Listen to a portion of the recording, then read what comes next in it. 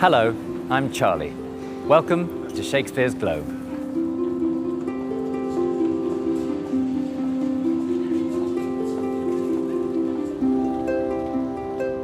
It's an incredible building. It's made almost entirely of wood, following authentic building practices. And it has a thatched roof.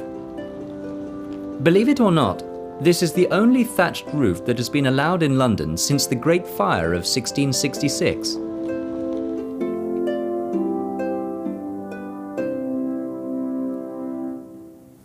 In fact, it's almost exactly the same as the original theatre.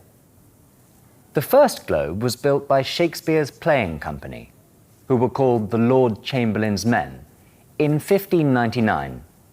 It looked just like this, but it was about 230 metres that way. The first theatre burned down during a performance of Shakespeare's Henry VIII on the 29th of June, 1613. The company soon had the theatre rebuilt, but sadly this second theatre was destroyed by the British government in the 1640s because they believed theatre was immoral. This site was almost completely forgotten about for almost 300 years, until an American called Sam Wanamaker tried to find it in the 1950s. Sam Wanamaker was an actor. He was from the United States, but the government banned him from working due to his political views.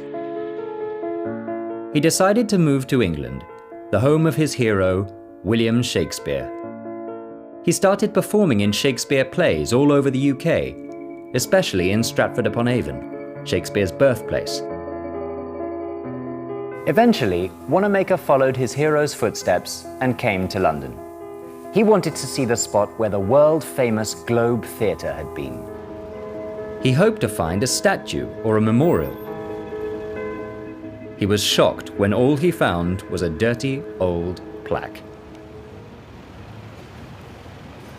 He came up with a plan to rebuild the famous Globe. In 1970, he launched the Shakespeare Globe Trust and put his plan into action. But it wasn't easy. First of all, he tried to find out the size of the original theatre. But the owners of the site refused to have an archaeological survey carried out. Then he struggled to buy this riverside site from the local council. All this time, everybody was telling him that a true reconstruction of the Globe was impossible. But Wanamaker didn't give up. He managed to buy the site, and with the help of historical advisors and extensive research, he had a theatre built that was as close as possible to Shakespeare's 1599 playhouse. Sadly, Wanamaker died 4 years before Shakespeare's Globe opened in 1997. He is remembered as the visionary who recreated Shakespeare's Globe.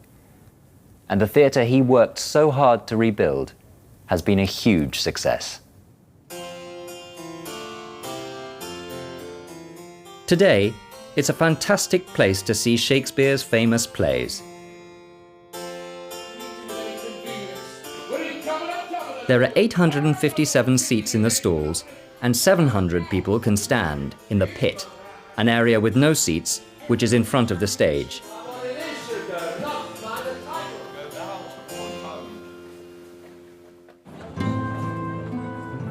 Attached to the outdoor theatre is a modern building. The Globe Exhibition and Tour is here, housing the largest permanent exhibition on Shakespeare in the world.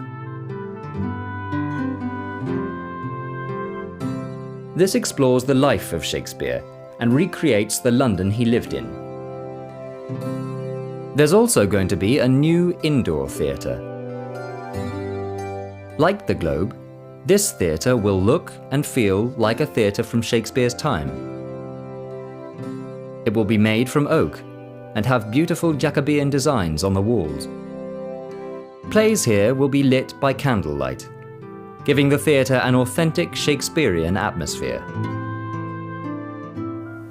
And can you guess what it's called? It's the Sam Wanamaker Playhouse, in honor of the man who made all of this possible.